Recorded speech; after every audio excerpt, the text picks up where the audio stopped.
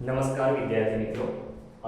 ધોરણ 11 માં આપણે કોમર્સમાં હિસાબી પદ્ધતિ અને તેના પારિભાષિક શબ્દોની ચર્ચા કરી રહ્યા છે. એમાં શરૂઆતથી આપણે પ્રસ્તાવના જોઈ, નામાનો ઉદ્ભવ કેવી રીતે થયો એ જોયો, નામું કોને કહેવાય, નામાના લક્ષણો, નામાના હેતુઓ, નામાની મર્યાદાઓ, એના ઉપયોગકર્તાઓ. ત્યારબાદ પારિભાષિક શબ્દોમાં પહેલો જ શબ્દ ભણ્યા હતા, યાદ કરો, ધંધાકીય વ્યવહાર, જેને કહેવાય બિઝનેસ ટ્રાન્ઝેક્શન.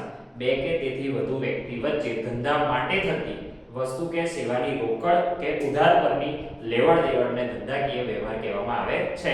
જેના બે પ્રકાર છે, એક રોકડ વ્યવહાર અને બીજો ઉધાર વ્યવહાર. ત્યારબાદ મિત્રો બનાવ કોને કહેવાય, તો કે બનાવને અંગ્રેજીમાં ઇવેન્ટ્સ કહેવાય. તો કે ધંધાકીય વ્યવહારમાંથી જે પરિસ્થિતિ કે પરિણામનું નિર્માણ થાય છે એને બનાવ કે ઇવેન્ટ્સ કહેવામાં આવે છે. ત્યારબાદ હતું મૂડી, એને અંગ્રેજીમાં કેપિટલ કહેવાય. તો કે ધંધાનો માલિક ધંધો શરૂ કરવા જે પણ રોકાણ કરે છે એને મૂડી કહેવાય. ત્યારબાદ ધંધાનો માલિક પોતાનો અંગત માલ મિલકત કે રોકડ ધંધામાં લાવે તો એને પણ મૂડી કહેવાય. ત્યારબાદ કુલ મિલકતોમાંથી કુલ દેવા બાદ કરતા તે ચોખ્ખી રકમ વધે છે એને પણ મિત્રો મૂડી કહેવામાં આવે છે. એટલે કે એકાકી પેઢી હોય તો મૂડી કોણ લાવે છે? માલિક પોતે લાવે છે. ભાગીદારી પેઢી હોય તો મૂડી ભાગીદારો લાવે છે. કંપની હોય તો મૂડી ઇક્વિટી શેરહોલ્ડરો લાવે છે. ત્યારબાદ ઉપાડ, તો કે ઉપાડને અંગ્રેજીમાં ડ્રોઈંગ કહેવાય. તો કે ઉપાડ એટલે શું? તો કે ધંધાનો માલિક પોતાના અંગત વપરાશ માટે ધંધામાંથી માલ મિલકત કે રોકડ લઈ જાય તો તેને ઉપાડ કહેવામાં આવે છે. ઉપાડથી મૂડીમાં ઘટાડો થાય છે. ધંધાને માલિક મૂડી આપે છે જ્યારે ધંધો માલિકને ઉપાડ આપે છે. આ વાતો આપણે સમજ્યા હતા. ત્યારબાદ ધંધાનો સૌથી અગત્યનો પારિભાષિક શબ્દ એટલે જવાબદારી. તો જવાબદારી કોને કહેવાય? તો કે ખાસ ધ્યાન રાખવાનું છે, ધંધાની બહારના વ્યક્તિને ચૂકવવા પાત્ર રકમના સરવાળાને જવાબદારી કહેવામાં આવે છે. ખાસ ધ્યાન મિત્રો, ધંધાની બહારની વ્યક્તિને ચૂકવવા પાત્ર રકમના સરવાળાને જવાબદારી કહેવામાં આવે છે, જેને અંગ્રેજીમાં લિયાબિલિટીઝ કહેવામાં આવે છે. જેના મુખ્ય બે પ્રકાર હતા, એક સંબંધ અને પક્ષના આધારે અને બીજું સમયના આધારે. સંબંધ અને પક્ષના આધારે પણ એના બે પ્રકાર, એક આંતરિક જવાબદારી એટલે કે ઇન્ટરનલ લિયાબિલિટીઝ અને બીજું બાહ્ય જવાબદારી એટલે કે એક્સટર્નલ લિયાબિલિટીઝ. અને સમયના આધારે પણ એના બે પ્રકાર હતા, ચાલુ જવાબદારી અને બિન ચાલુ જવાબદારી. તો આંતરિક જવાબદારીમાં કોણ કોણ આવે?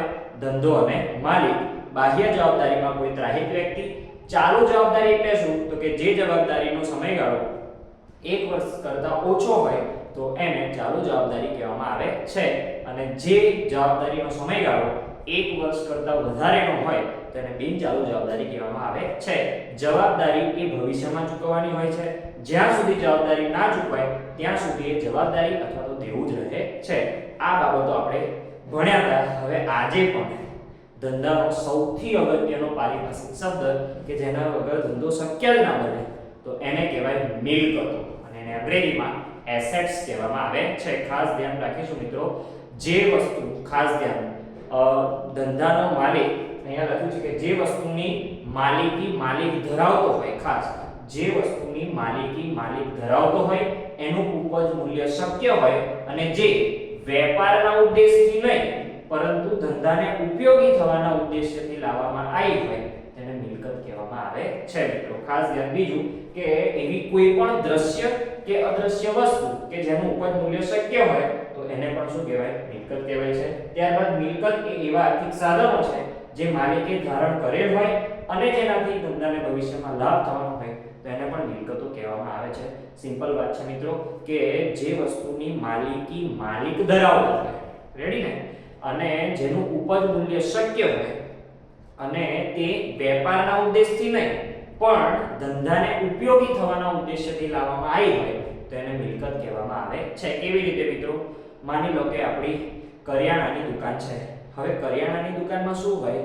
ચોખા હોય, ઘઉં હોય, મરચું હોય, હળદર હોય, બીજા બધા જે વસ્તુઓ વેચાતી હોય ખાવાની જીવન જરૂરિયાત તો એ હોય. એમાં હું એસી લાઈને ફિટ કરું છું. ખબર પડે છે? તો કે એ એસી હું વેપાર કરવા માટે લાવ્યો નથી. એ એસી ગ્રાહકોને ઠંડક લાગે ઉનાળામાં અથવા તો મને ઠંડક લાગે એટલે કે ધંધાને ઉપયોગી થવાના હેતુથી મેં વસાવી છે તો એને મિલકત કહેવામાં આવે છે. ધંધાનું જે મકાન છે એ પણ મિલકત છે, એના માટે જે જમીન રાખી છે એ પણ મિલકત છે, એમાં ફરતો પંખો એ પણ મિલકત છે, એની લાઈટ છે એ પણ મિલકત છે. રેડી? એટલે વેપારના ઉદ્દેશ્યથી નહીં, પરંતુ મને ઉપયોગી, ધંધાને ઉપયોગી થવાના ઉદ્દેશ્યથી જે લાવવામાં આવી એને મિલકત કહેવામાં આવે છે. આવી મિલકતના મિત્રો બે પ્રકાર છે, એક બિનચાલુ મિલકત અને બીજી ચાલુ મિલકતો. ખાસ ધ્યાન રાખવાનું છે. બિનચાલુ મિલકત એટલે શું? તો કે જે મિલકતોનો સમયગાળો 1 વર્ષ કરતાં વધારે ન હોય તો એને બિનચાલુ મિલકતો અથવા તો લાંબા ગાળાની મિલકતો અથવા તો સ્થિર મિલકતો પણ કહેવામાં આવે છે. જમીન છે, મકાન છે, યંત્રો છે, પ્લાન્ટ છે, પાઘડી છે, ટ્રેડમાર્ક છે, કોપીરાઇટ છે, તો આ બધી જ જે છે બિનચાલુ મિલકતો છે. બિનચાલુ મિલકતોના પણ બે પ્રકાર છે, એક દ્રશ્ય અને બીજું અદ્રશ્ય. તો કે જે મિલકતોને જોઈ શકાય, સ્પર્શી શકાય એને દ્રશ્ય મિલકતો કહેવાય. જે મિલકતોને જોઈ અને સ્પર્શી ના શકાય તો એને અદ્રશ્ય મિલકતો કહેવામાં આવે છે. દ્રશ્યમાં જમીન, મકાન, ફર્નિચર, પ્લાન્ટ, યંત્રો વગેરે. અદ્રશ્યમાં પાઘડી, પેટન્ટ, ટ્રેડમાર્ક અને કોપીરાઇટ. તો હવે પ્રશ્ન થતો છે કે આ બધું શું છે? પાઘડી, પેટન્ટ, ટ્રેડમાર્ક, કોપીરાઇટ. ખાસ ધ્યાન મિત્રો કે આ બધી મિલકતો તો આપણને દેખાય છે, જમીન દેખાય છે, મકાન દેખાય, ફર્નિચર દેખાય, પણ આ લોકો અદ્રશ્ય મિલકતો, પાઘડી મિલકત છે પણ દેખાતી નથી, પેટન્ટ મિલકત છે પણ દેખાતી નથી, ટ્રેડમાર્ક મિલકત છે પણ દેખાતી નથી. તો આ કેવી મિલકતો? તો ખાસ ધ્યાન, પાઘડીની વાત કરીએ મિત્રો તો કે પાઘડીને આમ તો અંગ્રેજીમાં ટર્બન કહેવાય છે, જે આપણે માથા પર પહેરીએ છીએ એને અંગ્રેજીમાં ટર્બન કહેવાય. તો એ પાઘડી શું છે? તો કે જે વ્યક્તિ એ પાઘડી પહેરે છે એની પ્રતિષ્ઠામાં શું થાય છે? વધારો થાય છે. એવું સામાન્ય અર્થ આપણો સમાજમાં છે કે પાઘડી જેને પહેરી છે એનું સ્ટેટસ કેવું છે? ઊંચું. ને જો એ પાઘડી બીજાને ધરે છે તો એનું સ્ટેટસ કેવું થાય છે? ઓછું. આવો અર્થ છે. પણ ધંધાના અર્થમાં ખાસ ધ્યાન, ધંધામાં આ પાઘડીને ગુડવિલ કહેવામાં આવે છે. હવે આ પાઘડી એટલે શું? ખાસ ધ્યાન, અહીંયા આપણા સેવાલિયામાં એક દુકાન છે મહારાજ, બરાબર ને? એના આજુબાજુ બીજી કરિયાણાની દુકાનો છે, પણ જ્યારે જોઈશું ત્યારે એ દુકાન પર ભીડ હોય અને હોય. ભર ચોમાસામાં પણ એ દુકાને ભીડ હોય છે. તેનું કારણ શું? તો કે એની જગ્યા, એ દુકાનમાં રહેલા ભાઈ મહારાજ, તો કે એના નામને અને એ જગ્યાને શું છે? વેલ્યુ છે. ખબર પડે છે? તો એની જગ્યાએ કોઈ બીજો કાલ ઉઠીને વેપાર કરશે તો એક નામ બનેલું છે કે દુકાન કોની? મહારાજની. તોય એ દુકાને ગ્રાહક આવશે જ. રેડી? કેમ? કેમ કે એ દુકાનને નામ મળેલું છે અને એ સ્થળ છે એ પણ કેવું છે? મોકાનું છે. તો એ ધંધાને શું છે? પાઘડી છે. દેખાતું નથી પણ એ શું છે? મિલકત. બજારમાં બીજી બધી દુકાનો છે, ત્યાં એટલા બધા ગ્રાહક હોતા નથી, પણ અહીંયા ગ્રાહક થાય છે તો એ એની શું છે? મિલકત છે. દેખાતી નથી પણ મિલકત છે. રેડી? તો એને પાઘડી કહેવામાં આવે છે. રેડી? આપણે ખબર છે કે રિલાયન્સ કંપનીના બે ભાગ થયા, એક મુકેશ અંબાણી અને બીજો અનિલ અંબાણી. તો આપણને ખબર છે કે અનિલ અંબાણીનો ધંધો એટલો ચાલતો નથી, પણ મુકેશ અંબાણી છે ટોપ પર છે.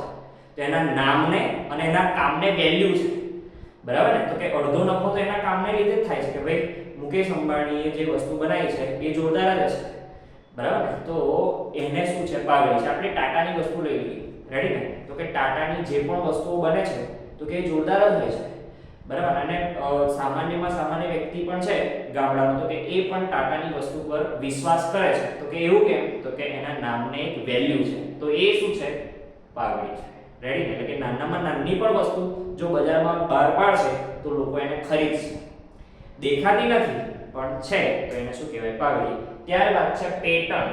રેડી ને? માની લો કે કોઈ વસ્તુ મેં નવી શોધી છે અને એ મેં શોધી છે, તો હું એનું શું કરાવું? પેટન્ટ કરાવું. એટલે કે મારા સિવાય બીજું કોઈ આ વસ્તુનો ઉપયોગ ના કરવો જોઈએ, એનું વેચાણ ના કરવું જોઈએ, માત્ર હું જ એનું વેચાણ કરતા હોઉં તેને શું કહેવાય? પેટન્ટ કહેવામાં આવે છે. એટલે હું જ વેચીશ તો મને વધારે લાભ થશે, તો એ શું છે? પેટન્ટ. બાકી જો પેટન્ટ ના કરાયેલું હોય તો બધા વેચશે તો મને લાભ થતો નથી, તો એ પણ શું છે? આપણી મિલકત છે. ત્યારબાદ છે ટ્રેડમાર્ક. ખાસ ધ્યાન, આપણને ખબર જ છે કે એક બાજુ આપણે MI નો ફોન મૂકીએ, એક બાજુ Apple નો ફોન મૂકીએ. ફીચર્સ બધા સેમ જ હોય, તે છતાંય વેલ્યુ કોની વધારે છે? આઈફોનની. સમાજમાં આઈફોનનું એક સ્ટેટસ છે કે કોઈ પણના ખીજામાં આઈફોન દેખાશે તો એના પ્રત્યે આપણી જોવાની દ્રષ્ટિ બદલાઈ જશે કે આ વ્યક્તિ જે છે એ પૈસાવાળો જ હશે. એવી ઇમેજ આપણા મગજમાં ઓટોમેટિક ક્રિએટ થાય છે. કેમ કે પેલું અડધું સફરજન દેખાય એટલે. જ્યારે MI નો ફોન લાખ રૂપિયાનો લીધો હોય તો એવી ઇમેજ ક્રિએટ થતી નથી. તો એ શું છે? ટ્રેડમાર્ક છે. એપલ નો જે અડધું સફરજન છે ટ્રેડમાર્ક છે, એના સિક્કાને વેલ્યુ છે, અડધા પૈસા તો એના જ છે, તો એ શું છે? મિલકત છે. રેડી? તો આ રીતે મિલકતોના મુખ્ય બે પ્રકાર છે, બિનચાલુ મિલકત અને બીજી છે ચાલુ મિલકત. એમાં બિનચાલુ મિલકતના પાછા બે પ્રકાર, દ્રશ્ય અને અદ્રશ્ય. તો આ રીતે જે છે આપણે આખી થિયરી સમજ્યા છે અને એ હવે આપણે લખીને તૈયાર કરવાની છે. તો આટલે રાખીએ છીએ. હવે ચાલુ મિલકત હોય છે તો ચાલુ મિલકતને પણ આપણે ભણીએ છીએ.